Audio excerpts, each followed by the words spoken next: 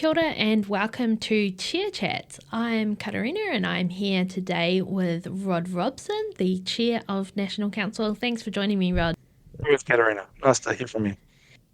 National Council recently met on the 1st and 2nd of August for a meeting, the first day of which was a strategic kind of national planning gathering with a bunch of groups, and then the second day considering some of the usual National Council business. So, Rod, the Friday, you were gathering with the regional leaders, the chairs of the regional associations, National Support Centre staff, the Kerry Principal, the General Director of Arotahi, Chair of the Baptist Women's Board. There's a lot of people. What was that like? Was that a great opportunity? But when we get together, we probably don't get together enough, actually. Do you want to talk to some of what got talked about in that Friday strategic space? Yeah, one of the things we're very conscious of is we haven't been great at alignment in the past, and we're working quite hard in that space to improve that. But at the end of the day, that is about relationships and communication and singing from the same songbook, if you like. So the day was really good for that. One of the things that we were presented with was from the Baptist World Alliance, which had a congress recently in Brisbane that a number of us went to. They pointed out that in 2033, it's the 2000th anniversary of quite a lot of things. The crucifixion of Jesus, the resurrection of Jesus, the birth of the church.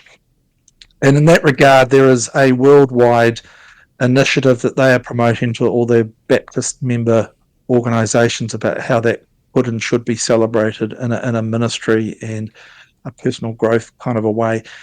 Now, it's kind of exciting and it's quite neat, and come along to National Hui and you'll hear more about it. Or alternatively, you can sign up to National Hui virtually and you can sort of hear all about it. Yeah, and the regional leaders are doing some really cool work in this space to look at what does this look like for our churches in Aotearoa, New Zealand context, and some really exciting stuff coming there. I'm looking forward to hearing more about that over the next, 8 years until 2033. So, Rod, on the Saturday morning, National Council got back together, just the council, and they had a really big discussion on a topic that a lot of people are kind of interested in. What was that? And do you want to share anything from that? We had the conclave that has been looking at who our next national leader might be, brought a name to us. Ooh, and name. After an extensive discussion and prayer and sitting with it, we've decided that name will go the next stage of the process, and that is that it will be presented to Arotahi Missions Council this coming Friday, and also discussed with the regional chairs, the regional leaders, and some other leaders from the National Centre and Kerry.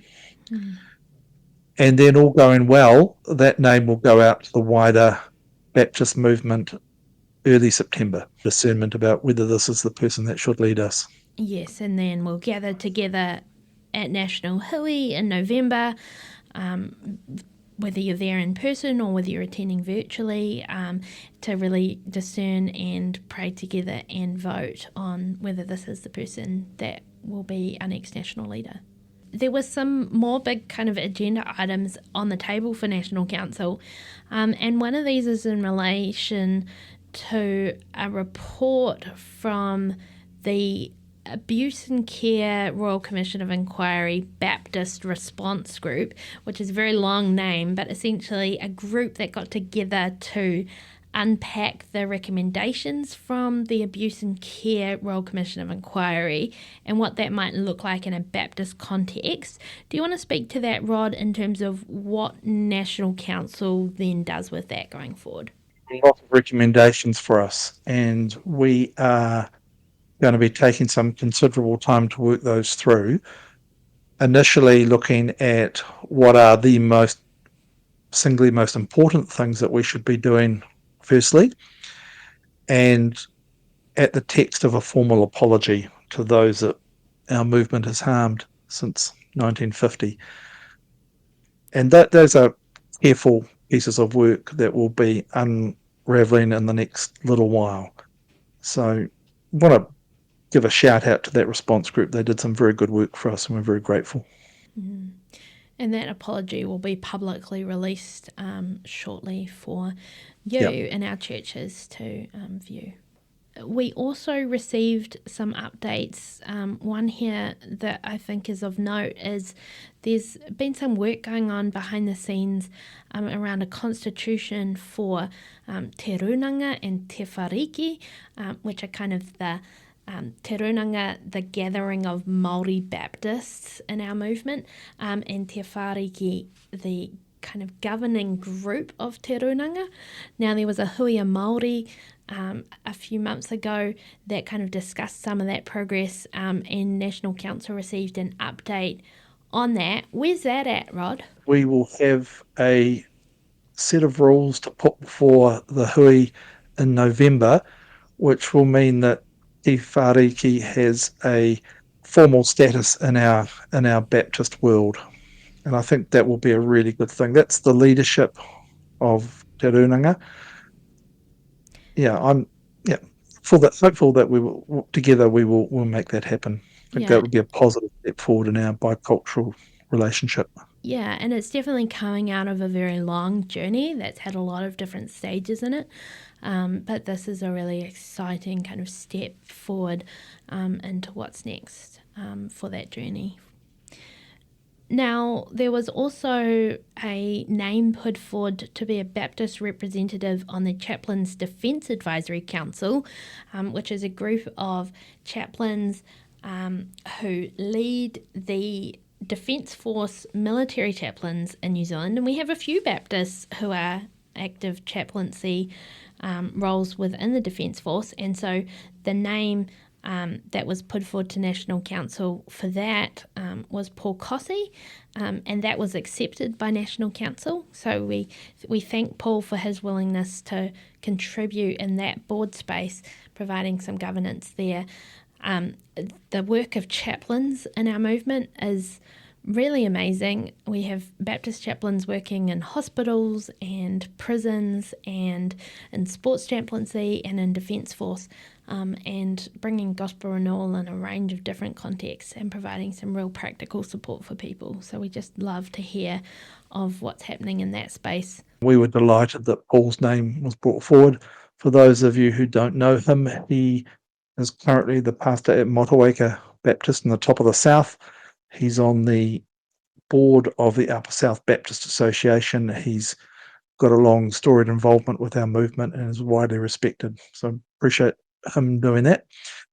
Now, Rod, there was also an update on Te Wao Tōtara, which is the new Code of Ethics and Conduct. Do you want to provide an update on what's happening with that? The Code of Ethics and Conduct has been essentially finalised and will be, after being consulted on earlier this year, and is going to be celebrated at the National Hui, and that's an important piece of work to get done. Yeah. So there's been quite a lot going on lately, and there is much to be thankful for with some of these pieces of work kind of coming to the end, with us moving into some new stages and some things.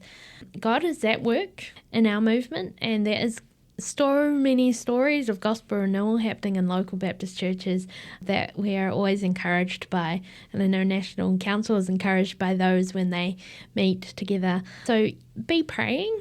Rod, is there any specific things that you would invite the churches to be praying with National Council for this month? This phase of discernment that we're entering into is important. We want to be able to go to hui for a very clear sense that we have the right person to lead us into the next phase.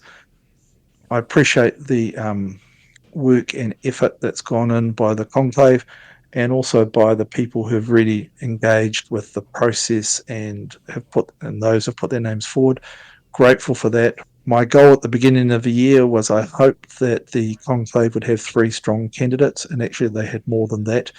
So they had a hard job, but that's the way it should be. Quality people. and it's been a stretching process, and I just pray that it continues to roll on in the way that it has. Yeah, and the importance of prayer has been emphasised all the way throughout that. Of this is not a decision that any one person or group of people is making, but something that the Lord is being really present in. So yeah, we've got a busy couple of months ahead in the lead up to National Hui, but we're excited that we're going to be gathering with you all there. Please stay tuned for updates. There'll be emails, there'll be content on the baptist.nz website, whether there's articles or podcasts, and we look forward to seeing you all at National Hui in November. Thanks, Rod, for chatting with me today. No worries.